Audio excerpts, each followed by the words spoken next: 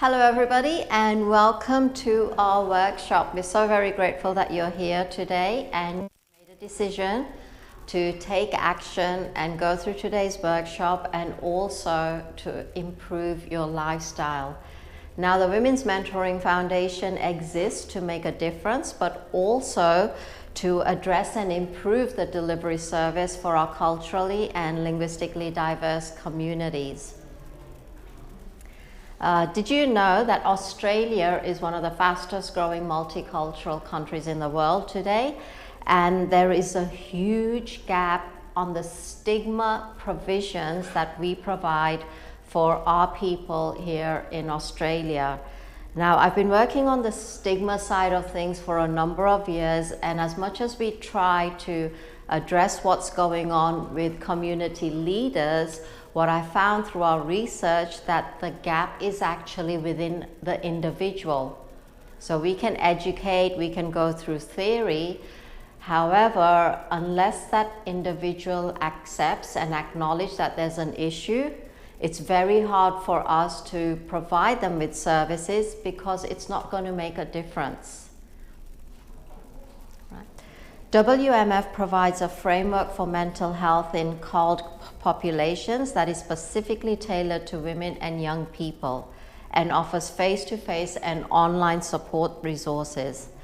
WMF clients are clients of the past and present, build on their strengths and address areas for improvement in a self-paced way. So today's workshop is all about us going through very intimate and personal questions. And because we hold these workshops for a minimum of 5 people to a maximum of 10, it's very, I can say it gets emotional, but it's very confidential. And again, I come back to the intimate because this is a relationship with you. Where do you want to go? We know that many of us here are for a reason. Either we've personally gone through some emotional trauma or grief, whether it's mental, whether it's physical, whether it's emotional, whether it's social. And for many of us in today's day and age, especially following the pandemic, there's a lot of stress caused by financials. Why I say financials is that during that time, it compromised a lot of our incomes, but a lot of the people had to really dig down and go into their savings. And we know with the cost of living, it's increasing. So there's very little opportunity for people to go back and save that saving. So they're constantly living in a worried state of mind. And talking about worry, people think that worry is not mental health. Well, that's absolutely not true, because your smallest worry can start accumulating, and before you know it, it's built up, it's built up, it's built up, and it's become this brick wall, and it's all residing here. And once we get to that stage, it starts impacting people's physiology. So when you're walking in the street or even with your loved ones at home, you might see somebody's physical body being compromised. And what I mean by that is that they're avoiding eye contact. They're constantly looking down, or they're not eating properly, or they're not sitting as they normally used to, or they're not laughing or being their chatty selves. And when this happens, you know, it is up to us just to ask them the question, and we shouldn't be shy about asking, is everything all right? Are you worried about anything? Do you need to have a chat? That comes back to our peer counseling. So we offer a number of services, whether it's counseling, coaching, mentoring. And let me expand on the counseling side of things. So my background's in psychology, even though I did my master's in accounting and tax. And I also practice as a clinical neuropractitioner and a clinical hypnotherapist. And why do we do that is because we want to understand people's behavior and what's contributing to them being worried or being in a position where they have any form of mental health. Now, the greatest gift that the Women's Mentoring Foundation offers is peer counseling. And I, for example, cannot vouch high enough for that. Peer counseling comes from those that have lived experiences. They may not have formal qualification other than the training we give them, but because of their lived experiences, they can truly understand and come with empathy on what everybody else is traveling. And it doesn't matter, because I truly believe that if you've been through any form of grief, you will always come from a level of wanting to help other people, and you're coming from the heart, not just from the head, but you're coming from this desire for them to heal as well. So that's a little bit about WMF, and we're going to be going into the actual program. I'm going to explain a little bit more on the structure of what we do, and we've got a lot of exercises. So in the past, we had 3 separate programs: our Grief Share, our Self-Development, and the Self-Leadership. What we've changed is the focus and the direction to meet a gap here in Australia, where our culturally and linguistically diverse women and young people are growing, yet there are so many barriers where they're finding it difficult to access support. Now, I say that because I've lived through that not so long ago, 3.5 years ago, where I went through some pretty harsh traumas. And it wasn't just that one trauma. I've actually had 7 falls in my life. And if you think about a stone breaking, well, I was broken to sand. And even then I had people stepping on me to make sure I was really grounded and stepped in. And there was no potential of me getting up again. But me being me, I refused to play the victim, and I decided to play the victor. So when this last event happened to me, it really helped me identify just how many women and our youth were falling through the cracks because they didn't have access, or easy access, or even understanding of how can we get support. Now, something simple as Centrelink queues. I used to go and stand in Centrelink queues, especially after COVID, to help people that were standing there. And because of restrictions, Centrelink, for example, I don't know if I should be taking their name legally or not, but it was the truth at that time.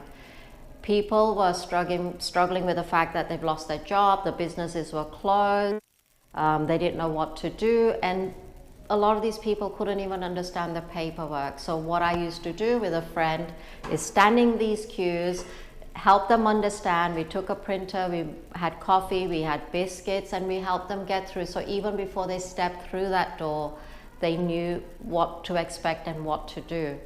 Now, if I talk about my own journey, I reached out to a lot of people for support, and hand on heart, I can truly say that I've helped politicians, I've helped the CEOs, the CFOs, I've helped people in the hierarchy as well as the community. And when this happened to me, there was not one person, and this is the truth, God forbid if I ever fake this, not one person said, "Do you need a hand?" Yes, my children were there, without a doubt. The kids have always been there. But when I talk about the external community, for people that don't have kids or other family members, there was absolutely nobody. And it was like as if they're going through a fear of reaching out and saying, "Do you want $10? Can I give you some food? Do you need support in finding help?" Nope, zilts. Hence, this is why the Women's Mentoring Foundation was created. And again, I'm not coming from a place of judgment or criticism, because I believe that when we judge or we opinionate or we criticize, we lose all the ability to influence other people. So I'm just talking about real experiences, and at that time, I saw an increase in suicide rates, I saw an increase in burnout rates, and mental breakdowns. So is everybody okay here that we have confidential conversations? Yes. Is everybody willing to open? Brilliant. And is everybody comfortable? Because we want to make sure you're in a good space. Brilliant. All right.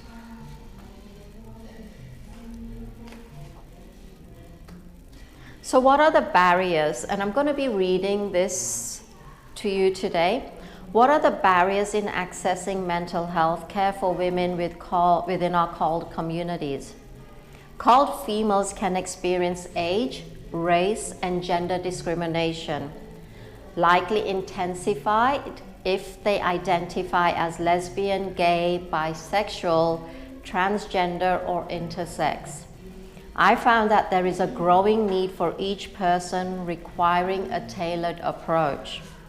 Firstly, some of the community's cultural and religious traditions may prevent women from speaking up or even speaking about possible mental health or even reaching out and accessing help services. So over the last few years, what I've observed and through our research and conversations in the community is that mental health, can you believe it? Mental health is never spoken about. And people grow up in these environments unaware that they have an issue or that there is an issue at a community level. What's even more shocking is often culture bears on whether people even look to seek help in the first place and what types of help that they need. A lot of people don't even know what they need to help them break through this. The 2006 census found that 23% of Australians' population were born overseas and 16% of Australians speak a language other than English at home. And it's estimated that 23% of Australians aged 65 and over in 2011, many years ago, are called background. Now, why do I say these states? Well, because it's real, it's the reality.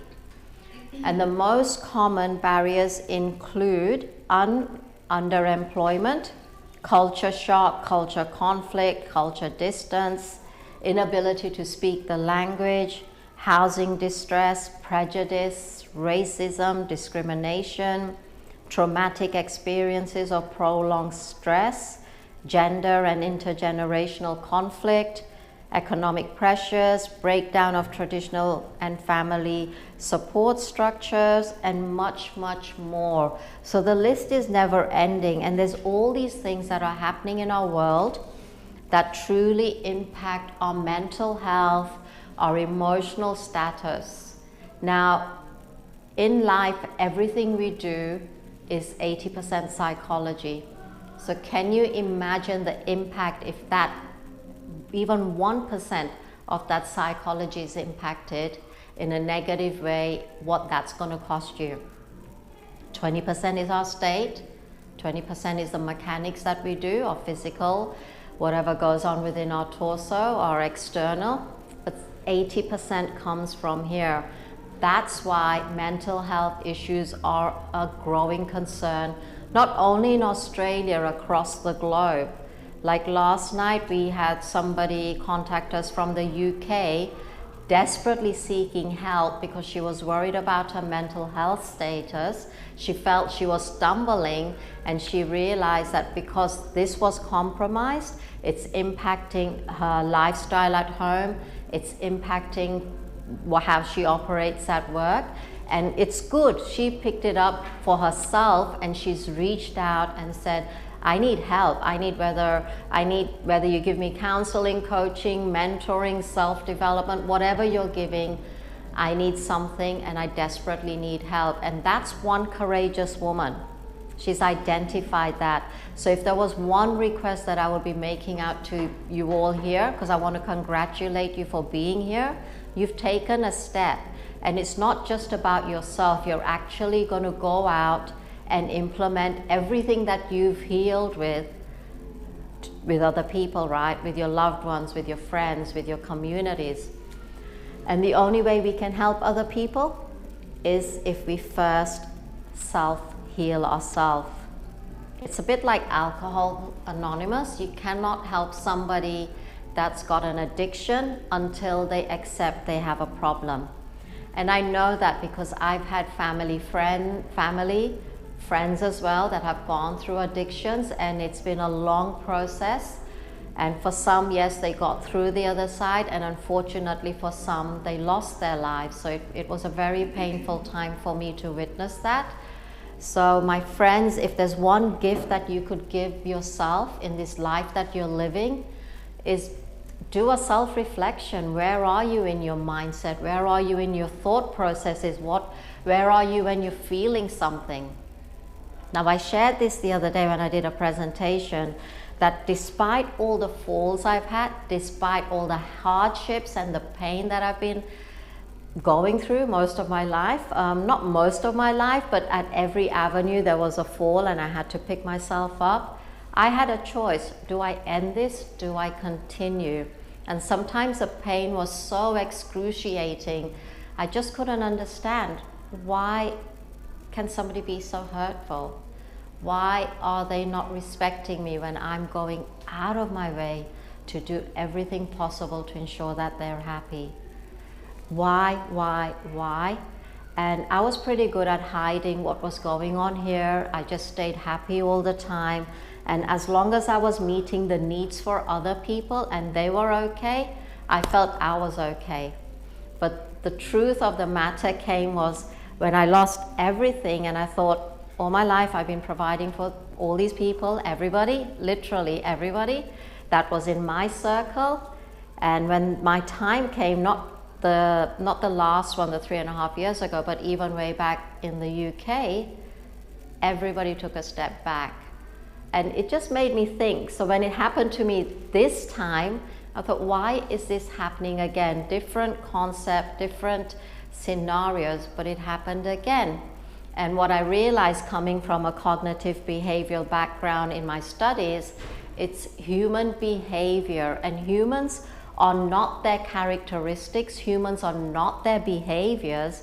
We weren't born with all this mean stuff within us. It's just things that we've picked up, whether it's through role models, whether it's through people that we've interacted. Hence, I made a vow to myself probably 20 years ago when I lost my husband, that I would never let anybody in this world compromise my ability to unconditionally love everybody, irrelevant of what's going on. Because I know it's not them, it's the behaviors and the characteristics, or just their attitude. It just means that I don't have to spend time with them. I can go ahead and do myself, my own stuff, but I don't need to go into a negative frame of mind where I'm resenting or hating or, just being critical on somebody else. I don't want to go into that space because I found my purpose, I found my calling, and it exists through this organization. All right, is there any questions before we begin? All good? So we're going to go ahead and do the first question, and you'll get 10 minutes to do this. So the first question is, write any barriers or challenges you have experienced or faced in your life. Now, before you start writing, just go into your heart, close your eyes for a moment, go way back, because our healing can only happen when we really dig deep and we go back to an earlier memory that didn't serve us, and let's start the healing process from there. So you've got 10 minutes to do this.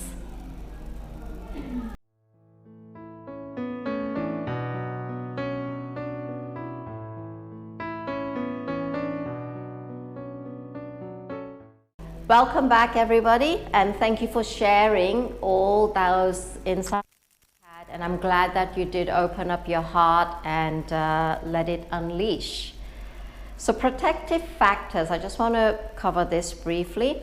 Protective factors that a lot of women use is religious belief and observance, younger age at migration, better English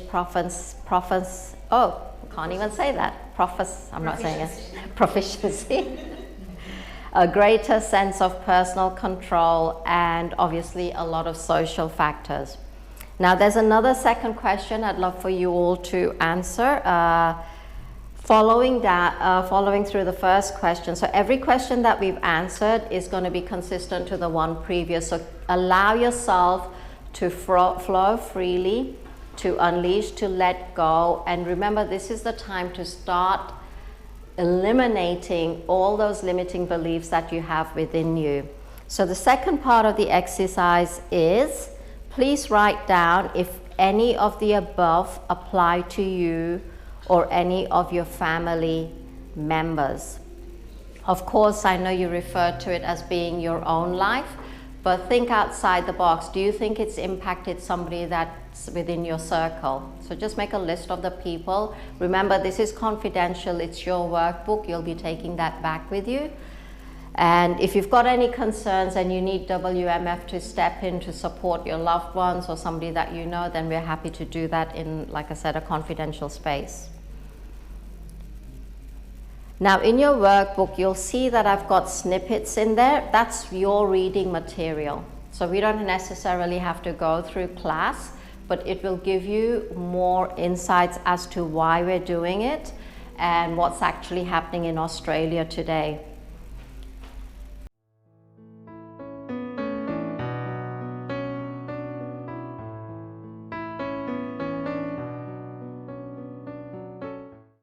All right, let's go on to the third exercise. This is pretty sensitive and it's around suicidal thoughts. When I went through the last challenge in my life, and it sounds like I've been through a lot, 7 actually. The first challenge was when my mother passed away, when she became ill when I was 10, and shortly after she passed away, and I was looking after 9 brothers and my father who went through depression. But this last challenge, I really thought, why am I living? I just pray that tomorrow I don't wake up because I'm tired and I don't want to go through this anymore. I've had enough and I'm tired of always ending up on my own. In fact, that had become famous words with me, on my own again, naturally. And I've changed that affirmation now because now I've made a huge family community of people that I love and I love supporting. I've always been a community person. And just having that little thought made me realize that that's actually a suicidal thought. I don't want to get up in the morning. I'm too scared to commit suicide because of a cultural belief that if you commit suicide, you'll be back 7 times and you'll do it 7 times over. So I was just praying for it to happen naturally. And I've seen so many women that have attempted suicide or are cutting themselves. And I know this sounds gruesome, but it's the truth. And I just wanted to share that. So the next question is, have you ever suffered from suicidal thoughts? If so, would you be confident enough to put them down on paper, to let them out? Be honest with yourself. And I'll give you a few minutes to think about that. But first, before we do that, does anybody have any questions? Okay. All right, so go ahead and complete that exercise.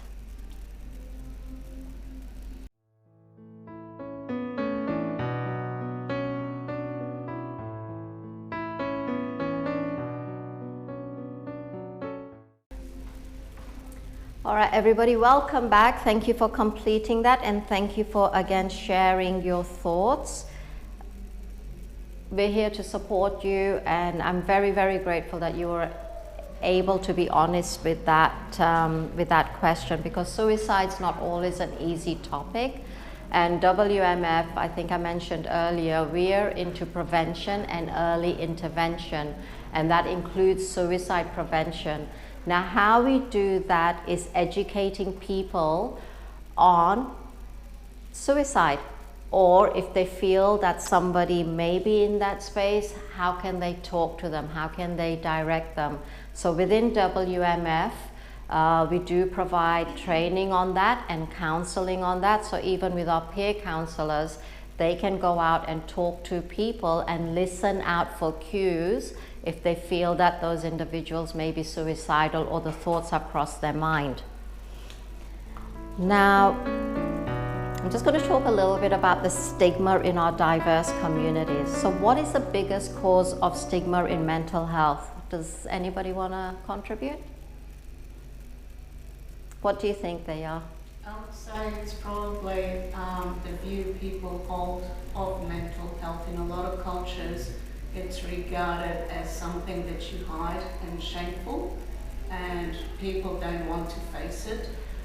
They try and put it behind a door and hide it, and that is one of the major issues you would have with mental health.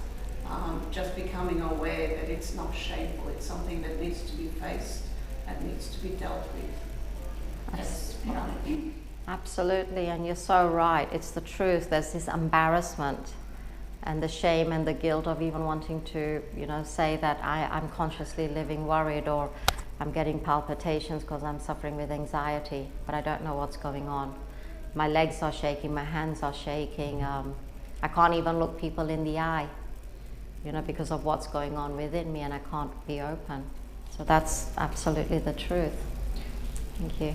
And fear with that, because, for example, many companies have programs that you should be able to access to get help, but then people are fearful of using those, and then having the stigma around having a mental issue where Yes. they became unreliable, or they need to take them off, and they're going to judge because of that. So Yes. fear as well. Yeah, and unfortunately, a lot of women don't see what they're going through as a fear element. They think it's normal to be scared or to hold back. I remember going into an organization when I was struggling, and I went there for help. 6 months later, I didn't get anything. And after the 6th month, I was standing in that queue, and I said, I really need help. And she goes, oh, we'll reach out to you. And I said, no, you won't. I said, I'll go home, I'll commit suicide, then you don't have to reach out to me in 6 months' time. And she just really panicked, put me on a chair, and got a social worker to come out and have a chat with me. 6 months. Imagine me, as strong as I am, imagine another woman that does not have that strength or that knowledge, or that doesn't even speak English and does not understand what they're saying. Can you imagine what emotions or what mindset or the hurt or the pain she would have walked out that office with? And I saw that. I was standing outside a lot of these different offices, I'm not going to name any, and I'd literally watch people, especially the youth and the women, coming out feeling demotivated, not knowing where to look or who to look at, or what's next, what is next. Do I go back and pick up that phone and be on the phone for another hour and still get nowhere? So that's, without criticizing the system, it's evident that there is a gap there is barriers, and we're not even a minority. I mean, most of Australia comes from a culturally, linguistically diverse community. We need to address the matter. Suicides are not reported. Women cutting themselves, children cutting themselves. The self-harm I've seen in young girls from the age of 7 is horrendous. And the other thing is, I think it's important, especially in the background that we are talking about, is the culturally knowledge we come from. It's hard to believe from some cultures that could be a sign of violence. Yes. So sometimes we believe I'm overreacting. We really underestimate the situations. We are afraid of going against what we believe, what our programming is, being put in our brains. So it's hard to believe sometimes that we are under this critical situation because of what we have in our minds. So true. It's so hard. I think it's one of the hardest things we have to fight for, is what you believe, what is violence and what is not, if I need help, or how much is overreacting, or what am I going to do with all this knowledge? Yes, absolutely. That's so true. There is certainly more awareness about that now, but you still have to do a lot. But I mean, I was in an abusive relationship, and once this person said to me, well, I could kill you and wrap you in a blanket and throw you in the river. Wow. And I never thought any of it. Like, I actually think I actually replied with something like, well, you go to sleep as well, and I cook most of your meals. Like, and I never felt afraid of this person or anything. And do you remember when we had that case of Clay back then, or yes. like he killed his wife? Yes. And that happened quite close to where I live. And I remember, suddenly, like, I I was like, this had happened, like what had happened to me had been 3 years or 4 years before, something like that, and I remember thinking, oh my God. I wonder if he ever said anything to her, that because everyone was like, we didn't know anything, like they were normal, we didn't know of any abuse or anything, and she didn't even know that she was in an abusive relationship, and I was like, oh my God, like he could have done it. Like for someone to even say it, you have to have it in you. You know, and I wasn't aware. I wasn't even scared of this person. Yes, and yet he was threatening your life. If I saw this person now on the street, I would be very scared. Yes. And I wasn't aware. Absolutely, and it's so fearful, isn't it? You know, one of the other things, just on your sharing that, is that even though verbally they come out with these threats and everything, one of the things that I found in that business relationship that I had was the silent treatment. That's a killer, because you may not be at wrong, but they've assumed that you've done something wrong, and then they go quiet on you. And there's no conversation, trying to make it up, and you're crying yourself to tears and feeling so guilty for something that you don't even know what you've done wrong, but you're trying to make it up. I know quite a lot of women and our youth that have committed suicide because the parents refuse to talk to them, because they've apparently behaved badly. Or I've seen men commit suicide as well because the women, they just refuse to talk to them. It's driving them crazy. It's tearing their heart and their head apart, like, how can I make this okay? Imagine the fear they're sleeping with, imagine what they're waking up with, and that's every moment of your life. And the thing that's really sad is because most of those people in these situations, they're basically in a very hurt, very dark place. They don't understand why other people are reacting to them in the way that they're reacting, or why even they're reacting, basically their emotional response to all of this. Yes. They don't really understand it, and they don't know how to control it. Yes. A lot of this is basically becoming aware of your own emotions and the emotions that other people are feeling, and understanding the motivation behind them. And it's extremely difficult to basically form that foundation, that area that you can actually then grasp why you're actually thinking this way, why your belief systems are, basically endorsing this emotion rather than negative emotion, rather than actually changing your attitude, changing your view, changing the way you look at things, and thus actually helping other people view you in a different way, and getting rid of all of this negativity, all of this hurt, basically. That's right, yes. And it's something that people need to become aware of. Yes. It's something that people need to be educated on, and to develop these skills, this knowledge, to be able to see another human being and to see beyond the initial emotion that comes at you. Yes. And try and understand where they're coming from, why they're coming from this place, and to respond in a way that doesn't actually make it worse. It doesn't actually trigger it even more so and become physical. I personally believe a lot of the physical responses, like violence, etc., it's usually rage that people can't control. Yes. And to get to that stage, things have happened, things have gone on that, basically should not have happened, should have been disabled, discharged way back. Yes. And that's my feeling anyway. Absolutely, and thank you for that. Thank you for everybody for sharing. And it's the truth. Like, I come back to that, we don't know where people's behaviors are coming from, what they've traveled their journey. So I did a project with juveniles, and I did projects with the perpetrators just to understand what triggered that. There's a variety of reasons, and again, with all the perpetrators, it literally started off with a mental health issue. And then on top of that, they saw either other abusive people, they saw people in control, or, we should be controlling women, we're a man, we should be controlling our children. All these things were building up over time until to a point where they don't even understand where that came from, where that behavior came from. And they've traveled their share of grief. Unfortunately, they've gone on a different path.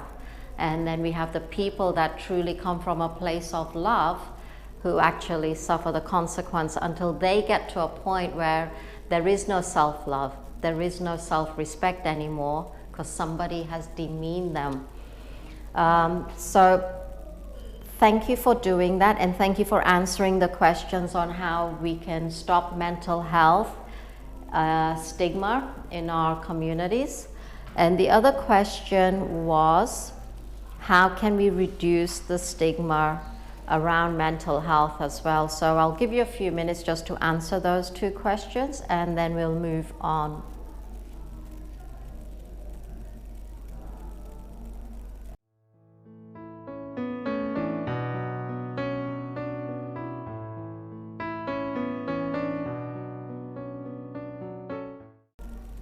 Welcome back. So I know you mentioned earlier about fear. Now, fear is an emotion that people hold on to, and it stops them from moving forward. And I encourage, when I'm working with my clients, is that what do you really want to feed? Do you want to feed the fear, or do you want to feed the faith?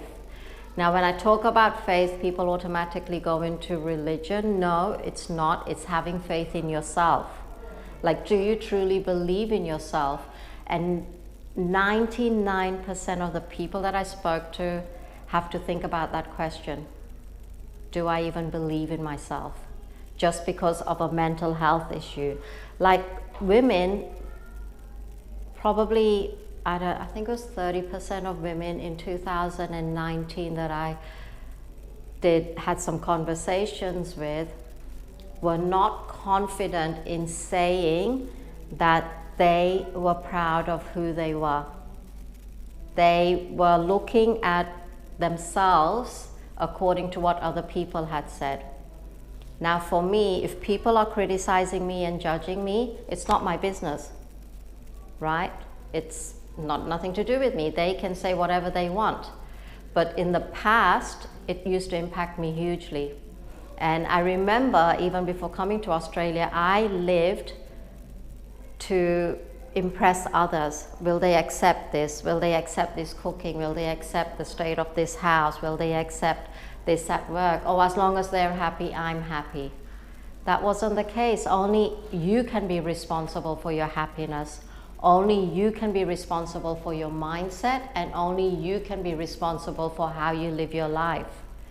We so often are so codependent on who we're with in our relationships that our whole life revolves around them. And even before we know it, life is at an end. We did a project with the age group, and in the aged centers, the most common phrases used was, I wish I could have, I should have done that, or I shouldn't have done that, or I wish I had more time. And the buck stops with us. We've got the time now. We don't know if tomorrow's coming. Do you really want to live this pain, this moment, in a way that's not serving you, or in living an unfulfilled life? And the only way you're going to live a fulfilled life is if you look after this. Mentally, emotionally, spiritually, socially, and even financially. Because one thing that keeps women in an abusive relationship, they don't think they can survive on their own. They're codependent. Where's the money coming from? Where do I go? I have children. My children are going to grow up with a father or a mother. Society's not going to accept me. They're going to demean me. They're going to opinionate me. They're going to judge me. They're going to kick me out. There's no flexibility. There's no flexibility. So if you think about that experience I had 3.5 years ago, isn't that what indirectly happened? It was like, oh no, she's going to reach out to me for help. I could feel it. I didn't have to even be in their presence, but when I was there, I could feel it that she's going to reach out to me for help. Because I was very much a public figure. And I could read their energy, and I'm like, there's no way I'm even going to talk to you. You know, if it's not going to come from your heart that you want to help somebody, this is where my relationship ends. And now I have a very specific inner circle that I know supports me, but also supports people like yourselves that we want to help and be in another place. Bless you. All right, so on page 9, there's a few questions there for you to go through, and we'll give you 15 minutes to answer this. The first question is, do you see any evidence of fear in your life right now? The second question is, in what areas do you think you need to grow? And this could be, first of all, I need to grow in my self-leadership or my self-ability or in my self-strength, self-awareness, self-respect, or it could be in a business, or it could be in your professional life. And then the third question is, for women, is depression a denial? So we'll give you 15 minutes. Go ahead and answer those questions.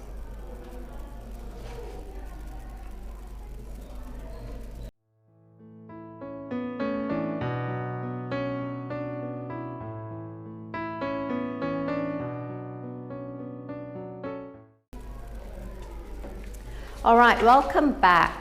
As I mentioned earlier, there's quite a few points of reading material in your workbooks. So in your own time, you may want to work through this as well. Find a nice quiet spot. Give yourself a couple of hours.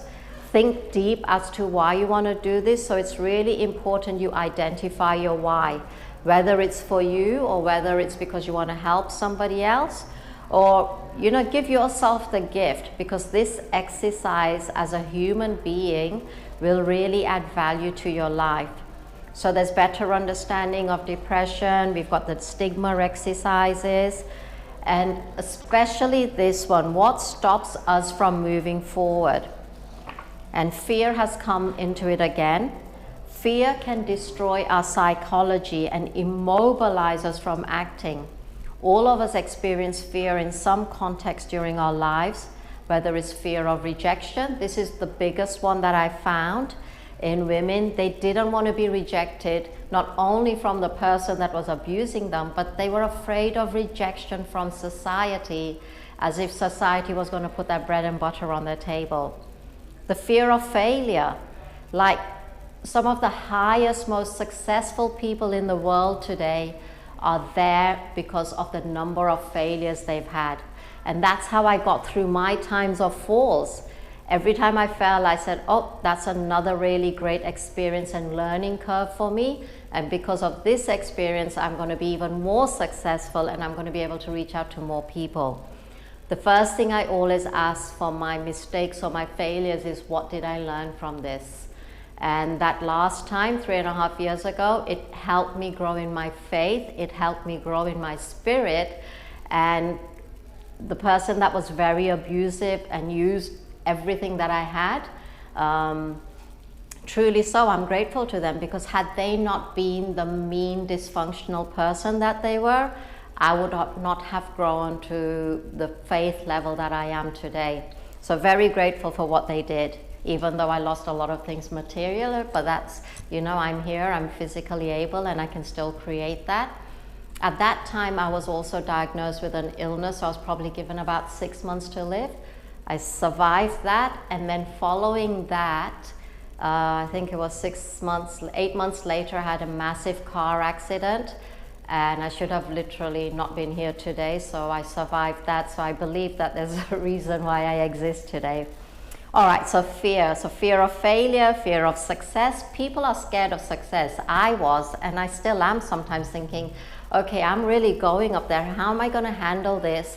I don't want to come from a place of ego. I don't want to come from a place of pride or bad influence. I really want to be placed in a place where I'm humble, and I come from a place of humility and totally unconditionally loving everything. So the fear for me of that success was that I did not want it to contribute my character or my attitude or the way that I present myself in society. And then the final one was, how can I handle pressure and continue to deliver at a high level?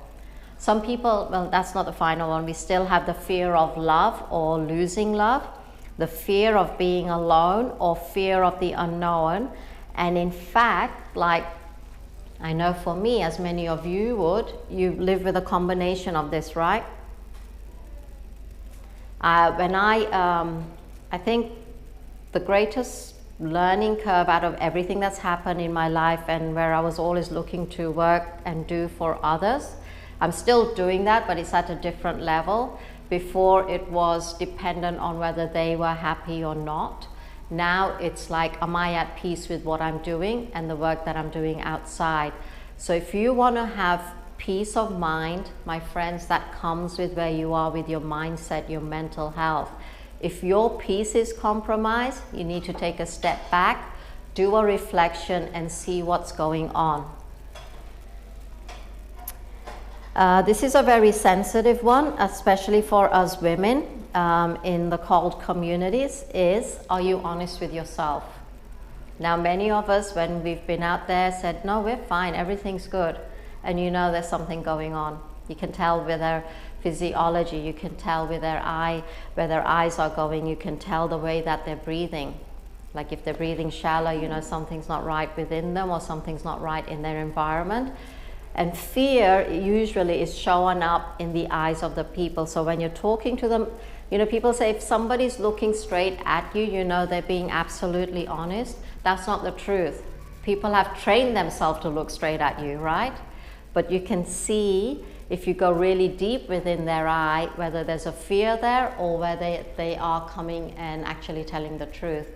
Now, when I trained on the neuro-linguistic side of things, we were taught, I spent 4 years with the founder and the master of neuro-linguistics, and just taking on the cues of how people are telling the truth. So where they're looking, are they creating, or is this actual fact? And I did this in courtrooms where we were reading body language and people's cue when they were speaking, the tonality, the way that they're looking at you, their physiology, their emotions. All this contributed to whether they were being factual or whether they were creating.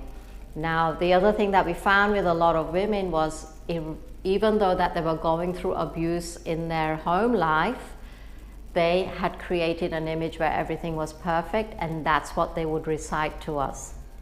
And that wasn't the case. What we found with a lot of youth is, have you found that it's getting common where a lot of parents are splitting up? And the common factor we found is that, yes, the parents are going through what they're going through, but a lot of the children just blame themselves. The split happened because I was born and this is what's happening. And I was talking to a young girl, and I don't know where she found the blade from, but she was cutting herself, and I was looking at her and I was like, Rebecca, what are you doing? And she'd be opening up the wound so the blood bubbles up. And that's how she was causing pain to herself, because she blamed her parents for splitting up because of her. Luckily, she's saved. She wanted to be a hairdresser and a tattooist, and she's doing that. So very grateful that we were able to help her. All right, following on from that, we have another exercise, and you guys are doing so well in answering these questions. I'm so very grateful that you're coming from your heart, and you're stopping things from getting worse in your situation, but you're being absolutely honest, and that's the first thing, is honesty. And I'll add to that honesty is that if you cannot be honest with yourself, then how can you be honest with others? We cannot give to other people what we don't have, and that includes your self-respect, your self-love, your self-leadership, self-awareness. If you cannot be honest with this, you cannot be honest with others. Sorry, you had a question? I wanted to add a little bit to it. I sort of find from myself that when you start looking internally and to be truly honest, that fear comes in. You start feeling anxious, you start feeling intense, and you want to understand why you're feeling this, because you're in a calm place, you're in a calm position. There should be no reason why you're feeling fear, but you sort of think, is anything going to bubble up that you're not going to like? Yeah. And you need to become aware of this and basically, yeah, look at it and find out why it's happening and deal with it, basically. Yeah. Thank you for sharing that. That's really important. So it's the fear of the unknown and the fear of the known. The unknown, yeah.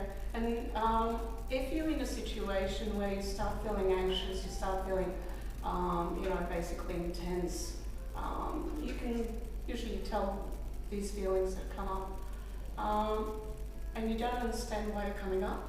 Yes. That's when you need to look a little bit deeper and see what's going on. That's a very sensitive point as well. That's why we have small groups here, because when you go into the past, your whole body, your whole neural system relives the event. So your whole system is going through everything again. Hence, when we go into the past, we change the meaning and the emotions that you've attached to that event. But first, you've got to accept that it happened. Like you're saying, the fear of not wanting to accept, and the emotions that it's come. It's so important for the healing that whatever's happened here, let's chat. We're here. Let's talk about it. Whether you need to cry, whether you break down. I've had people fall on the ground into a fetus position because finally they've acknowledged it, they've accepted, and they've released. And then it's like a new life. Then we're able to just coach. And the self-development, the second part of this program, is that, okay, you're in a great space. What were your values? What were your beliefs? What were your desires? Who were you before others told you who you should be? And that's where our society lives, right? Women. People say you should be this, you should be a better mother, you should be a better professional, you should be doing this in the business. So often we get the label given to us, but who were you meant to be before others told you who you should be? And that's a huge breakthrough. So thank you for reminding me of that and sharing that. All right. So before we move on to the self-development, there's another exercise there. If you could just go ahead and do that.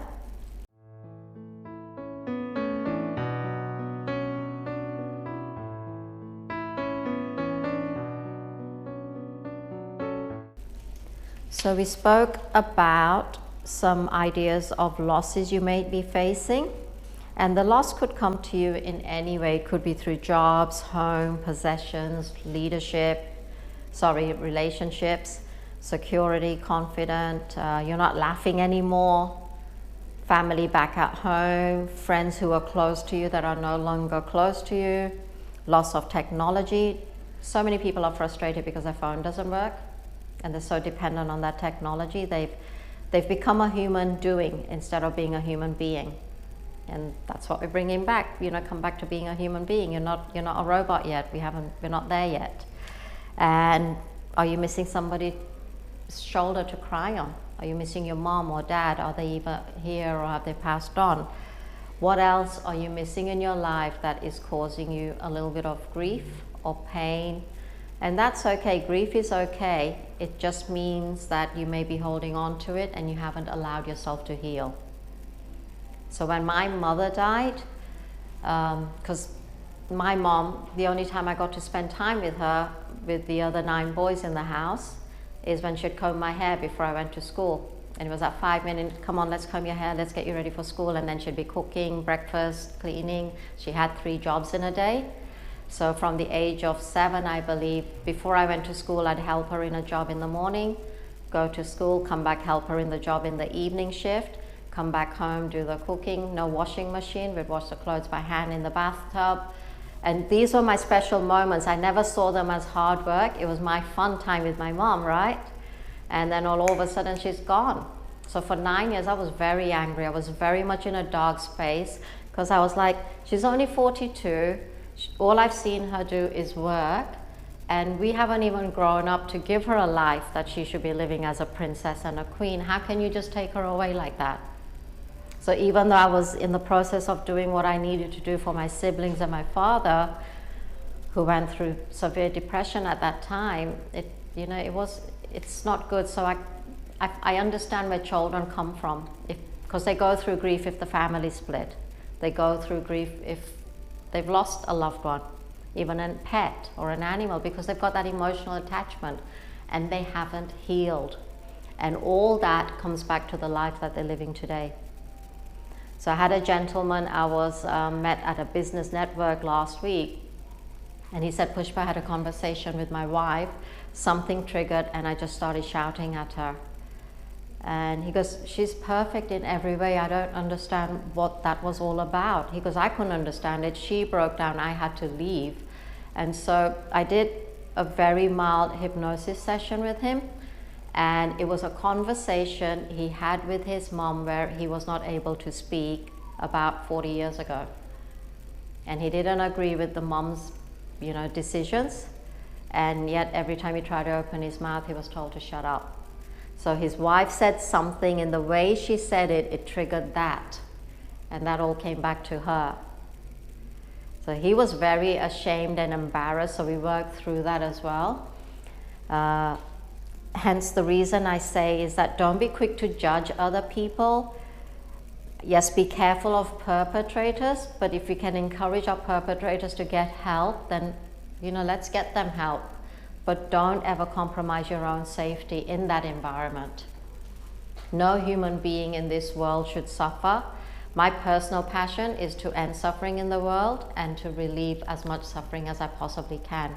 That's what I do. The lady from the UK, we had a lady from Colombia last week. At the moment, I've actually got 21 people in Africa that I get together at a 6 a.m. call on a Sunday. They get on this mountain, we have a conversation, and then they're able to go and do what they need to go and do.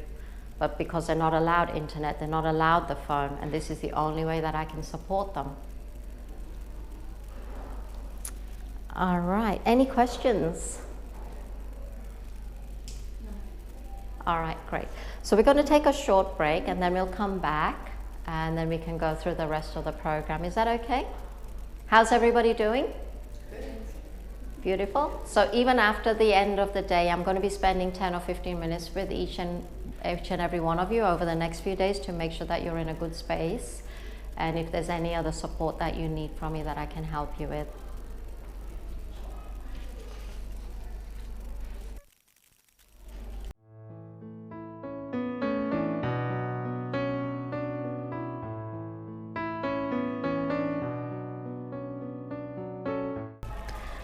All right, everybody, welcome back and thank you for attending our first event on the grief share side of things. We'll be going through self-development and self-leadership in a few weeks' time. I just want to really from my heart to yours to say well done. I know at the beginning I mentioned learn as if you've got to teach it to somebody, and the reason I say that is that when we learn as if we've got to use this again, we learn at a deeper level. It means that we're consciously taking more notes, we're consciously aware of what we're giving answers into the exercises that we've done. And also congratulations for giving yourself the gift of healing, because this is what Women's Mentoring Foundation is all about. We lead, we heal, we inspire, we transform. Transformation means that the change has happened and there's no minimal or even no hope of you going back to a behavior, attitude, or self-implications on pain and hurt, and that you have healed. And the most exciting news is that, well, the one thing that we love giving is serving you till as long as it takes. So even after these programs you feel that you're in a good space, yet you want to come back and redo them, you're more than welcome to, because I can say that I've been doing self-development, personal development now for over 30 years, and I still haven't stopped learning. I still have a coach, I still have my mentor, and I've just signed up for another program for a year, because your personal self-development is so important. You need to add value to yourself. You need to appreciate yourself and also to congratulate your achievements. Now, we spoke about shame and embarrassment earlier on. There's nothing to be shameful for. You've traveled this journey for a reason. Let's change the experiences that you've had Let's change it to a positive, and let's see how we can use that time so that you can live your improved, better quality life and also impact those that you love, especially if you've got little children, or you know that there are other people that could benefit from your experiences and your your lived situations. So I thank you all for being here today. I look forward to connecting with you, and reach out to the Women's Mentoring Foundation. You can reach us at the website, which is thewomensmentoringfoundation.com, and email, so info@womensmentoringfoundation.com. You can contact me directly via mobile, which is 0497998829. And we have social media, so we've got Instagram, we've got Facebook, we've got LinkedIn. There's always an avenue. If people across the globe can find us, I'm sure our culturally and linguistically diverse women and young people here in Australia can find us as well. Thank you.